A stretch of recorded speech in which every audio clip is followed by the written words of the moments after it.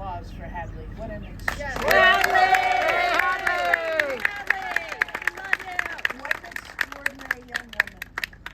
I've had the pleasure over the last couple days to spend some good time with her. She's the same age as our daughter. And when I think about her bravery, her courage, her passion, and her leadership at such a young age, it's incredibly moving and inspiring. And Hadley is why you are doing what you're doing. Right. Hadley and all of the Hadleys around this country are why we're doing what we're doing. It's about their future and where this country will be years from now. So I'm so grateful, first of all, for all that you're doing in your communities to energize your neighbors, to talk to people, to vote early, to get people to the polls, to put Proposition 139 on the ballot and make sure that it passes, and to elect Kamala Harris and Tim Walz. Nothing could be more important. Nothing is more important. That's why I'm staying here in Arizona until past Election Day. To do everything I can with my wonderful husband to help get Kamala Harris and Tim Walz elected. Because we know that the road to the White House runs straight through this state. It runs through Arizona. Make no mistake. If we win in Arizona, we will win this election. And let me just share that a couple days ago, I had a short conversation with your wonderful Senator Mark Kelly. And Senator Kelly said, you know, I'm looking at the internal polls. It's exceedingly close. She's up by a hair. We can win this here in Arizona, but we're going to have to do the hard work. It's all about the ground game. He said if we can do the work, if we can get people out, we can win here in Arizona. And so what you all are doing, your parade to the polls, all your knocking on doors, all of your phone calls, that is what is going to make the difference. So don't give up, foot on the gas. Nope, you can sleep when you're dead, as Tim Walz likes to say. That is critical to getting this done. And let's just think for a second again about what's at stake. We've heard a lot about Project 2025. Project 2025 is Donald Trump's agenda for running the United States of America like his own private dictatorship.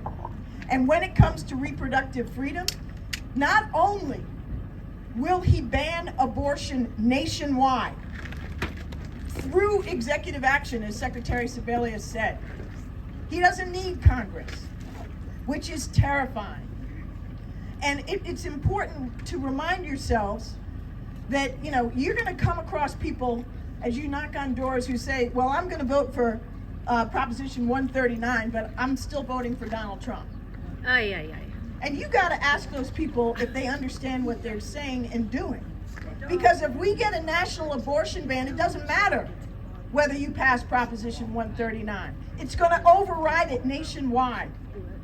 And so as one of our friends and colleagues has said, you can't talk about, you know, Proposition 139 and being for that on the one hand and for Trump on the other, because you can't split your freedom.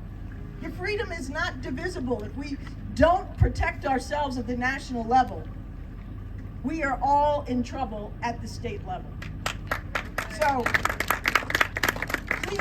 please underscore that. But Project 2025 goes way beyond a national abortion ban. It actually will criminalize doctors who prescribe abortion medication by mail. It will restrict, if not kill, birth control and IVF. That is part of the agenda. And it will require states to report to the federal government, Donald Trump's Gestapo federal government, about your miscarriages and your abortions. Can you imagine anything more Orwellian? But that is literally the plan. That is literally the plan. And when you consider that Donald Trump, if he were to be elected, God forbid, would come to the White House with complete immunity per the Supreme Court. That's so horrid. For any acts he takes while in office. Immunity from prosecution. The guardrails are off. The crazies will be in charge. He said yesterday, we're going to have Mike Flynn back in there. Can you imagine? Oh my God. I know Mike Flynn. I had to do a handoff to him when I was National Security Advisor during the transition. We do not want Mike Flynn anywhere near the White House or the government again. He's got all kinds of crazy plans.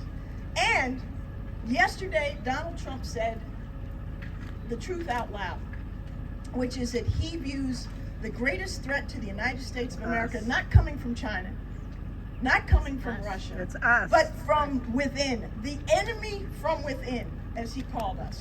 And he's talking about all of us. He's talking about anybody in this country who disagrees with his policies and programs. And you know what he said he'd do? Walk us up. He said he would send the military against the enemy from within.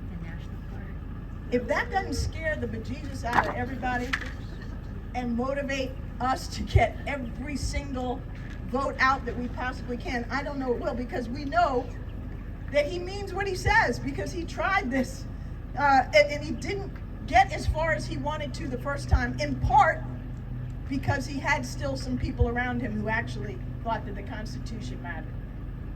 He will now terminate the Constitution, to use his own words. So everything is on the line. And when we think about what it means to be a woman in this country and this radical, retro Project 2025 agenda, we need to understand that it's about more than reproductive freedom.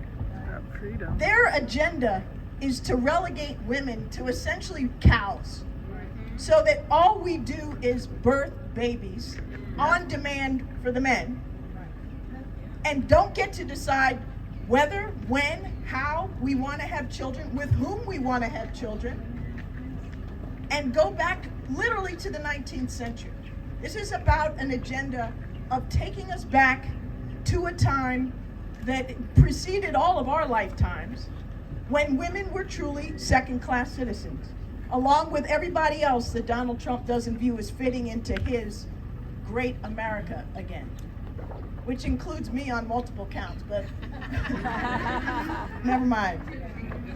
So that's what's at stake.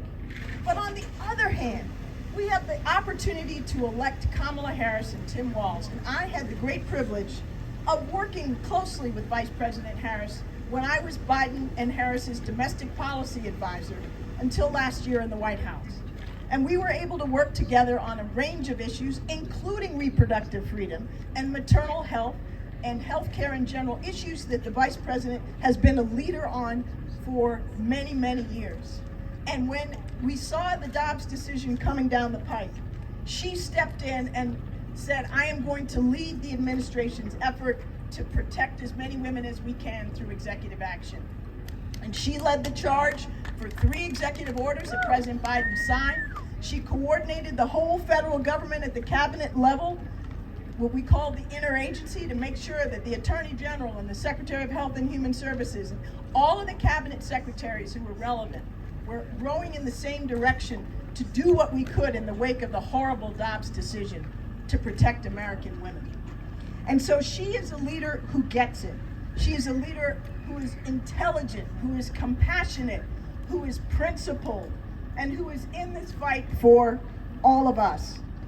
So let me just close by saying, again, thank you so much, because what you're doing is going to make the difference between whether we go back to a time that none of us can possibly remember and none of us can imagine, or whether we have a new way forward with Kamala Harris and Tim Walz, where we all count, where we're all valued, where she is the President of the United States for all of us, whether we voted for her or not, and where she will defend our freedoms of all sorts, our freedoms to take care of and make decisions about our own bodies, our freedoms to love who we love, our freedoms to vote, our freedoms to be safe from gun violence, our freedoms to live in this country and build it together with the hope for a better future.